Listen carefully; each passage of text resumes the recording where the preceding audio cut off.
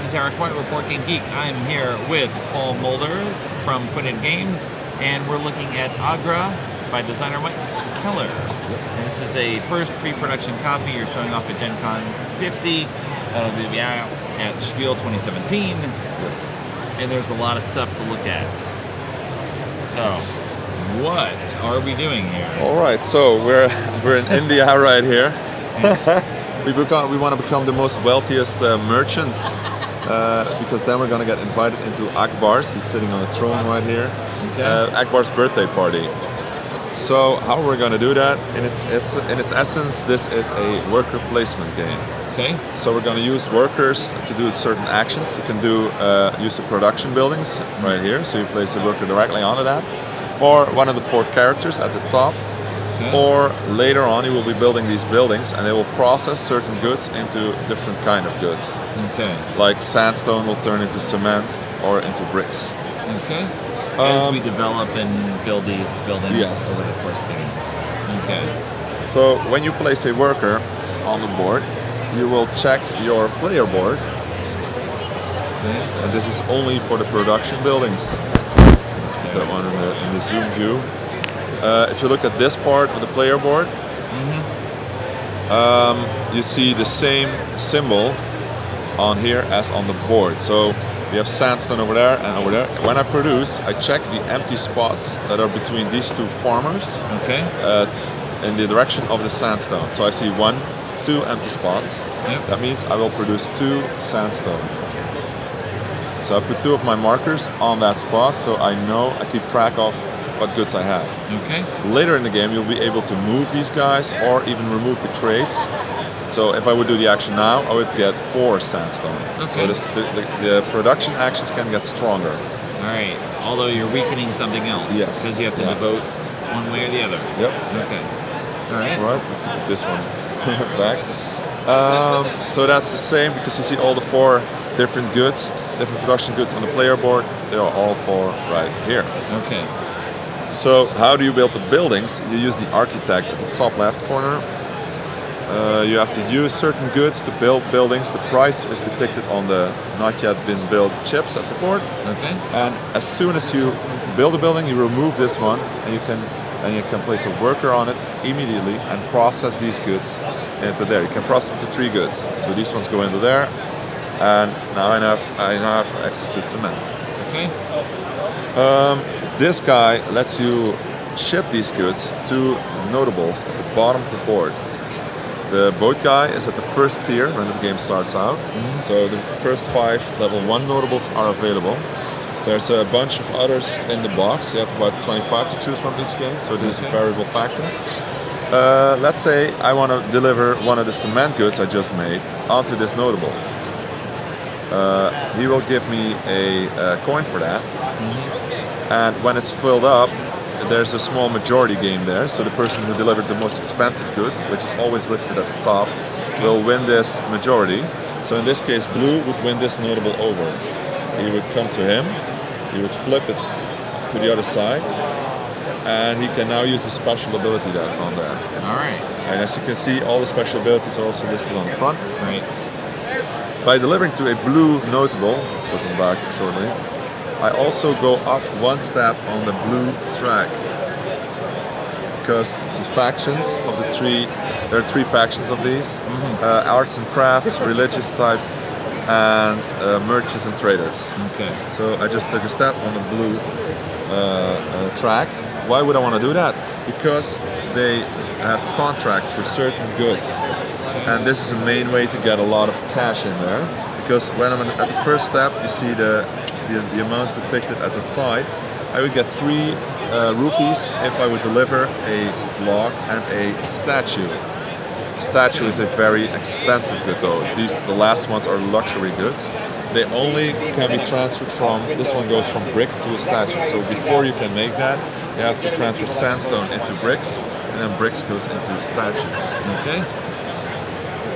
But there's a lot of different ways to get more money, of course. Right. This guy is the trader. He lets you adapt the value of different goods. So you see these 3 chips down there with the flags on them, and you also see the flags next to all the goods. The luxury goods are worth 3, all the center goods are worth 2 and the starting goods are worth 1. He lets you trade less good goods for better goods. Or if you want to redivide, you can do that with him. So in that way you could get these goods. The building does not need to be built to get the actual good. Right.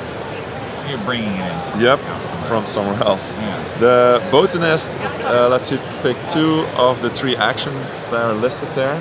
As I mentioned earlier, you could remove the crates during the game. That's one of the actions right there.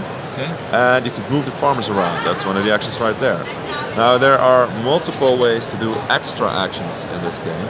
Maybe we should check out this one once more because there's a lot more on the player board. A turn looks like this. So all we've been talking about is the center one, and that's a mandatory action. You have to place a worker on the board and do the action at the location. Yes. The top one though is if I have a worker on the board that's upright, I could meditate him. If I do so, I can do multiple at the same time. I check my track down here, that's my meditation track. Okay. And I would get 1 meditation point per worker I put down right now. Okay. I can use those meditation points at the top wheel to do special actions. The first action she does is upgrade this wheel. You still have to pay for it though, because at the top of the arrow you see the different costs. So I pay 1. If I had a turmeric, I would pay it. It goes back to my supply, and I move this one up 1. Now, the first worker I put down gives me 2. The next one, 1. So if it was here, I would get 3 for the first, 2 for the second, 2 for the second, and 1 for each additional one I put down. Okay. And that way you can do stronger actions and multiple of those actions. You can even do them 2 of the same you can do the same action multiple times. Then we have another way to do extra actions. Well, there's actually 2. It's also listed on the board. Let's stick here. So when you don't use a worker to meditate, this is something I didn't explain yet. So someone else can also go to this action. That's right. He will kick me out. And if the guy is standing upright, that will give me a favor. And a favor, I just use one of my player markers to place them at the top of the board right here. Favor can be exchanged for extra actions as well. Okay. You can play around with that. These can be only used once each turn. So one of them, you can do 1 of each per turn. All right. You'll be able to unlock more favor actions when the game progresses, and you can rack up a lot of that. What I've seen so far is like you can use them in combination. So you first start out with meditating, and then you put in the favor tokens because you can discard them, and then you get these actions. And then it builds up into these nice little combos. Okay. Yeah, so it's very. There's a lot of ways to get to the goal you wanted to go. Okay. And then because we did the 1, 2, 3, the last step in your turn is delivering to this board. Okay. Either you can fulfill one of the contracts when you're on the track, so while you're still at the bottom you can't, or you could deliver to Akbar himself. Okay. And he wants 1 of each of the processed goods. So that also gives you bonus points at the end. Now, when you do that, you take the good from the board and you place it in the corresponding spot of the good that you delivered. So it stays there for the rest of the game, and it's blocked for the rest. Okay. I think, well, there's a lot of in and outs to this. I can't explain it There's all. a lot of details, but we go on, we go through the nobles, we move down the river, we go to another group, and Maybe there's one more thing I should say. Okay. That's the end of the game. When does it finish? yes. So this guy will move on once you unlock more nobles. He will unlock more nobles to recruit. And once he gets all the way down to the river right here, there's a little arch with a fireworks symbol. That's the end of the game. Okay. There's 2 more ways to end the game. Yes. Fulfill 6 contracts on 1 track, or someone reaches the top of the track. Right here. You see the same symbol at 2 spots. Yes. And then we're going to convert everything. Yeah, we'll count up all the money we have in our bag because you keep it in your little bag. and then the player who has the most coins wins the game. Okay. This Yes. is like the biggest euro I think we've seen. Really? On here. Sweet. This is a lot coming out from Quintet Games. We'll see see more of Agra, I'm sure. In a couple of months, Yes. when there is more than one in existence. Yep. All right. Thank you, Paul. Thank you very much.